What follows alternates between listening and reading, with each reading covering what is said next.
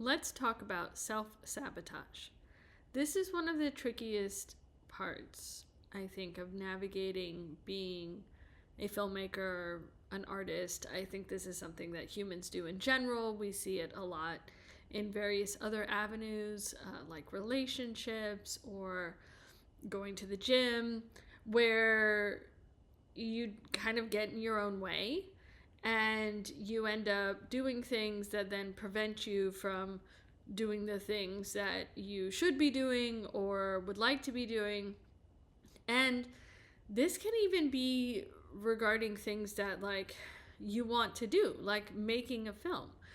And I think it's important to try and become as aware and honest with yourself about your own habits and those feelings of anxiety or whatever it is that might drive you to kind of pull the plug or to do something that jeopardizes whatever it is that you're trying to do.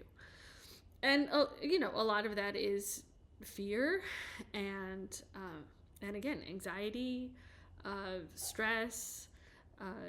There are obviously legitimate reasons that projects get put on hold or things get pulled, or life happens, and those are things that we have to deal with. But I don't ever want anyone to be their own gatekeeper, and it's something that I think about a lot for myself, because I was even feeling it last week where I had this event. I was trying to do something that was not terribly well thought out or planned, but I really wanted it to work. But there was the fear of failure, like what if it didn't work out, or what if it was stupid, or what if nobody cared. And that fear of putting myself out there made me feel like, well, I just don't want to do anything at all. Like I just won't do it, And again, I've been doing this for a while, so I recognized that kind of self-sabotage gremlin that was lurking. But I see it with my students who will start writing things and then they don't like it, or they second guess themselves and then they trash their script. Or people who go out and they actually get production done, they shoot it, and then in the edit it can't quite come together and they just abandon it. And again, not every project, unfortunately, can get finished, or not everything comes together. That is definitely a reality to face. But again, I don't want you to be getting in your own way of your own potential success just because it's terrifying or both. And success can be as terrifying as failure, because all of a sudden it's real. You get that grant for the film and now you actually have to make the film. Like, that's a real feeling of, oh God, now I actually have to do it. I have to follow through. Or you get into that festival and you're like, oh God, now I actually have to like show up and stand up for this film and talk about it and talk to other people and go to these places. And these are things that, again, I have experienced and I've seen other people experience, where there's this kind of natural inclination to just like bury your head in the sand or withdraw or drop a project or, fake an illness, or, even sometimes it manifests in real sickness, like you can, get nauseous or different things. I say this to acknowledge that it exists and it's normal. So don't feel like, you're a failure if you have these thoughts or times where you just kind of don't want to do anything. You really should go to the thing or do the thing, and you really should make that phone call, or you really should write that script, or you really should make that budget, or whatever it is that you need to do. And you feel like just lying in bed and pretending the world doesn't exist. It is perfectly okay to have those feelings, but it's not necessarily okay to let them talk you into sabotaging yourself or sabotaging your project.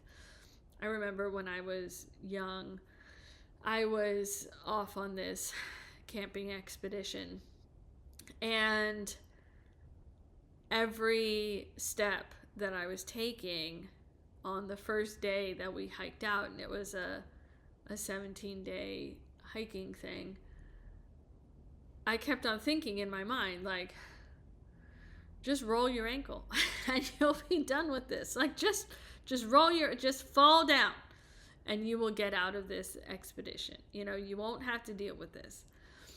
And every single step of the way, that first day, that was the main thought in my head of, like, how could I injure myself so that I could go home and not have to do this hiking expedition? And by the end of the day, I found myself setting up camp with everybody else, and I didn't roll my ankle, and I didn't fall down, and I didn't do anything to sabotage my experience of this hiking trip. But it was something unknown. I didn't really know what to expect, what I was getting myself into. It was something different. It was something hard. And there was definitely a part of me that, you know, especially going into it, when you don't know what it's going to be, it's like, well, I don't know what it's going to be. So if I don't do it, I won't miss it. I won't know what I'm missing out on because I haven't experienced it. So, you know, whatever. But I ended up doing the 17 days, and it in many ways changed my life. And so many experiences are like that. And I feel that way before going into any project. It's like, I don't know who I'm going to be or what it's going to be like at the end of this project when I'm on the other side of it.